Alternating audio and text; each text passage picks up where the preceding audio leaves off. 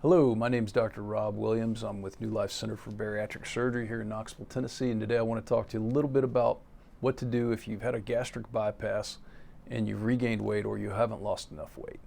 So this is not an uncommon problem. We see quite a few people come into our office who have had a gastric bypass 10 or 15 years ago, and they've done really well for a while, but they've slowly regained and they've gotten back to the point where some of their medical problems are coming back and they need some help. So we can divide the options into two main categories. The first is non-surgical, the second are surgical procedures that we can do. With non-surgical, some people do pretty well just by lifestyle changes, all on their own, going back to some of the basic stuff that they learned after their gastric bypass. And as years go by, people tend to sometimes develop some bad habits as they get to the point where they can tolerate foods that are a little higher in sugar and fat. They tend to evolve towards eating more of those, and that leads to weight regain. So sometimes just going back to the basics of lifestyle changes, eating better and exercising can result in pretty good weight loss. I like to have people see a dietitian. If they've regained weight, I think it's good to go back and have a reminder, almost like a class, where you kind of get back to eating healthy and you learn what you're doing wrong by sitting down with a dietitian. And then the third option is using medication. The new GLP-1 agonists that we have out, drugs like semaglutide and tirzepatide, which are known as Wegovy and Zepbound, have been shown to be safe and effective in patients who've already had weight loss surgery, and they often result in about 10 to 15% of total body weight loss. So, somebody needs to lose 30, 40 pounds. Sometimes that's an excellent option, and it doesn't involve a procedure, so it's less risky. The only downside is sometimes those meds are hard to get because if your insurance doesn't pay for them, they can be very expensive. So those are our non-surgical options.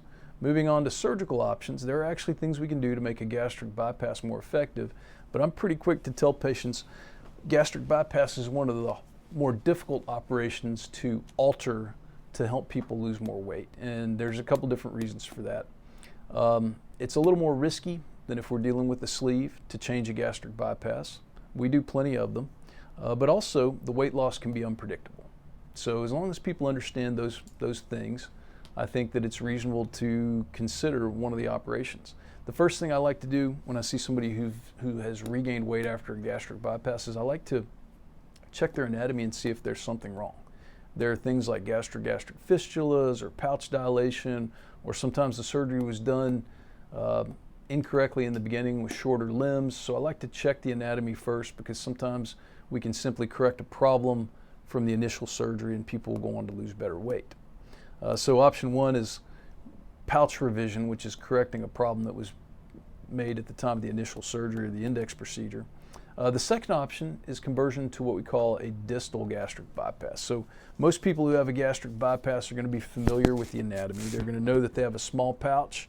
Most people are going to have about a 3-foot what we call roux limb that food travels through without any digestive juice. And they're going to have anywhere from a 1 to a 3-foot biliary limb. And then as things come back together, they're going to have about 14 or 15 feet of intestine downstream where food and digestive juice can mix. So if we're trying to help somebody lose weight after a gastric bypass, one of the less risky options is to change the anatomy so that we have less food mixing with digestive juice. We call that a distal bypass, and we simply separate one of the limbs and plug it in further downstream. And that also makes food get through your intestine quicker, which we know helps people lose weight. Now the problem with the distal gastric bypass is the weight loss is more unpredictable than with any of the other options. It can be 20 pounds or it can be 120 pounds, and sometimes people lose too much weight. It can lead to vitamin deficiencies and diarrhea, and some studies show as many as 10% of folks who have that distal bypass will have to come back and have it undone later for problems like too much weight loss and vitamin deficiencies. So that is an option. Probably one of the more attractive parts of that operation is the operation that we do doesn't have a high risk of complications like leaks or bleeds. So a lot of people pick that operation because it's a quick recovery and not very risky. Most of the risks are on down the line in terms of vitamin deficiencies. And then the third option is a conversion to a procedure we call the biliary pancreatic diversion with duodenal switch. Now this is a little bit more complicated because when we change a gastric bypass to a biliary pancreatic diversion with duodenal switch, we actually start the procedure by completely reversing your bypass. We go in and we undo all the work that your surgeon did before, and we start all over fresh.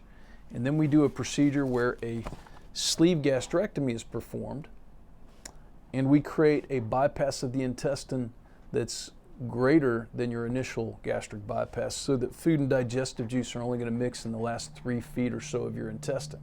So this operation is going to provide good restriction. It's also going to provide changes in the intestine that hormonally help you lose weight. And we see the greatest weight loss with this operation.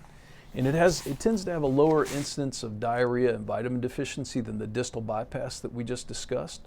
But the downside is you take on all the risks on the front end, because this is a longer operation. It involves disconnecting and reconnecting stomach and bowel in more places.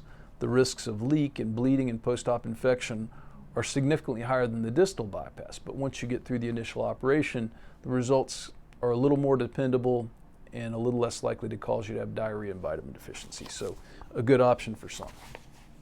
So if you're interested in hearing more about these options, you're welcome to visit our website for New Life Center for Bariatric Surgery, or come visit us at our clinic here in Knoxville.